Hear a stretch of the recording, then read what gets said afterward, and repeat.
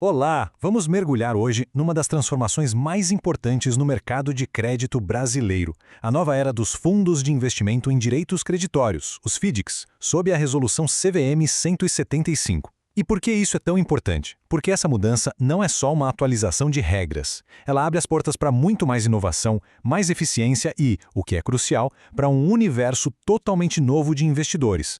Para a gente entender bem essa revolução, preparei um caminho bem lógico. A gente começa pelo porquê da mudança e depois entra de cabeça no como, desde o planejamento estratégico e a montagem do ecossistema, passando pela nova arquitetura de risco até chegar no caminho para o mercado e na análise final de custos e eficiência. Vamos lá? Ok, então vamos lá. Primeiro ponto, o tamanho do impacto. É fundamental entender que a CVM 75 não é só uma repaginada, sabe? Não é uma camada de tinta nova numa parede velha. Ela representa, de fato, uma fundação totalmente nova para todo o mercado de securitização de crédito no país. E securitização, falando de um jeito simples, é aquele processo de transformar dívidas, como as parcelas de um financiamento, em títulos que podem ser negociados no mercado. E olha, não sou só eu que estou dizendo isso, não. Essa frase que está circulando forte no mercado, ela resume tudo perfeitamente. É uma refundação. Isso quer dizer que as regras do jogo, desde a operação do dia a dia até as responsabilidades de cada um dos envolvidos, foram completamente reescritas. E aqui a gente consegue ver bem o antes e depois. A gente está saindo de um mundo que era, vamos dizer, analógico e bem restrito, onde o FDIC era um veículo de nicho só para os grandes investidores institucionais, e entrando num ecossistema inovador, modular. A CVM 175 reposiciona o FDIC como um verdadeiro motor para financiar a economia, com um objetivo muito claro: democratizar o acesso, trazendo o investidor de varejo para essa jogada. Beleza, já entendemos a revolução. Mas na prática, como é que se tira um FDIC do papel nesse novo mundo? Olha, antes de sequer pensar em papelada, em documento jurídico, tudo começa lá atrás, na estratégia, na definição do modelo econômico e da tese de investimento do fundo. A primeira grande escolha, a decisão-chave mesmo, é sobre o tipo de ativo que o fundo vai comprar. E como a gente vê aqui na tabela, essa escolha ela tem consequências imediatas. Se a opção for por direitos creditórios padronizados, como duplicatas, o caminho para o público geral está aberto. Agora, se a escolha for por ativos não padronizados, tipo precatórios, aí a coisa muda. O acesso fica restrito a investidores profissionais e até o processo de registro na CVM é diferente. Ou seja, essa primeira decisão já molda todo o DNA do FDIC. O próximo ponto do planejamento é um choque de realidade, a viabilidade econômica. Entre 10 e 20 milhões de reais. O mercado mostra que esse é mais ou menos o ponto de equilíbrio para o patrimônio líquido de um FDIC. E por quê? Porque abaixo disso, os custos fixos regulatórios, que são altos, eles agem como um ralo, sabe? E podem simplesmente levar embora toda a rentabilidade do fundo. Tá, mas se o objetivo for justamente esse, né? Acessar investidor de varejo. Bom, aí as barreiras são altas. As condições que a gente está vendo aqui são bem rigorosas e, detalhes, são cumulativas, tem que cumprir todas elas. Só pode investir em cota sênior, essa cota tem que ter rating, o fundo precisa ter uma liquidez definida e ainda existem proibições sobre certos tipos de ativos. A mensagem é clara, a democratização vem, mas vem com um cinto de segurança de 5 pontos. Nenhum FDIC funciona sozinho. É impossível. É como montar uma seleção de especialistas. Vamos conhecer agora quem são esses parceiros essenciais que formam, de fato, a espinha dorsal de qualquer fundo de direitos creditórios.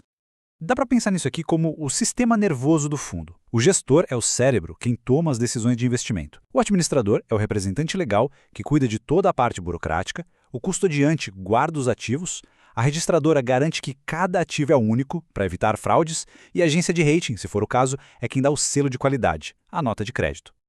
E aqui a gente tem talvez a mudança mais profunda, mais impactante da nova regra. A responsabilidade pela verificação do lastro, que traduzindo é garantir que o crédito existe, é válido, pertence a quem diz que pertence. Essa responsabilidade agora está no colo do gestor. Antes era uma coisa mais dividida, mais difusa. Agora não. O gestor está na linha de frente, o que muda completamente o jogo e o nível de diligência que ele precisa ter.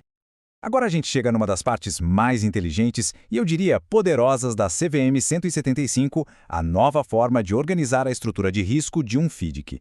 É aqui que o jogo fica realmente interessante. Essa estrutura guarda-chuva é a grande sacada. Pensa comigo. Um único fundo, com um CNPJ só, agora pode ter debaixo dele várias classes de ativos. E cada classe é como se fosse um cofre totalmente separado, com patrimônio próprio, sabe? Blindado dos problemas das outras. E aí, dentro de cada cofre, você tem as subclasses, que organizam o risco, definindo quem recebe primeiro e quem arca com o prejuízo se algo der errado.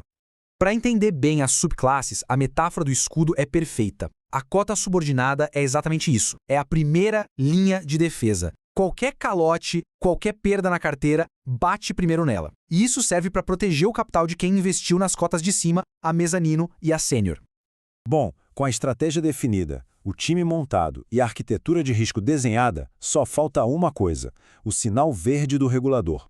Vamos ver agora como é esse caminho para registrar um FDIC na CVM e finalmente levá-lo para o mercado. Existem basicamente dois caminhos, como a gente vê aqui. O rito automático é a via expressa, a pista de alta velocidade, sabe? Para estruturas mais simples e padronizadas, o registro pode sair em questão de dias. Já o rito ordinário, bom, esse é o caminho de terra, a trilha mais complexa, para os fundos com alguma característica diferente que precisam de uma análise de mérito, um pente fino da CVM. E na prática, quanto tempo tudo isso leva? Olha, o prazo varia, e varia muito. Um FDIC mais simples para investidor profissional pode ficar de pé em menos de 2 meses. Agora, uma estrutura mais complexa, que precisa passar pelo rito ordinário, pode levar tranquilamente de 5 a 8 meses para ser aprovada. Ou seja, o planejamento do tempo aqui é absolutamente crucial.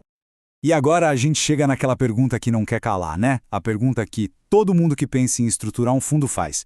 Quanto custa? E, no fim das contas, qual é a grande vantagem? Vamos olhar os custos e a eficiência fiscal do FDIC. Dando uma olhada nos custos, a gente vê que essa sofisticação toda tem um preço, claro.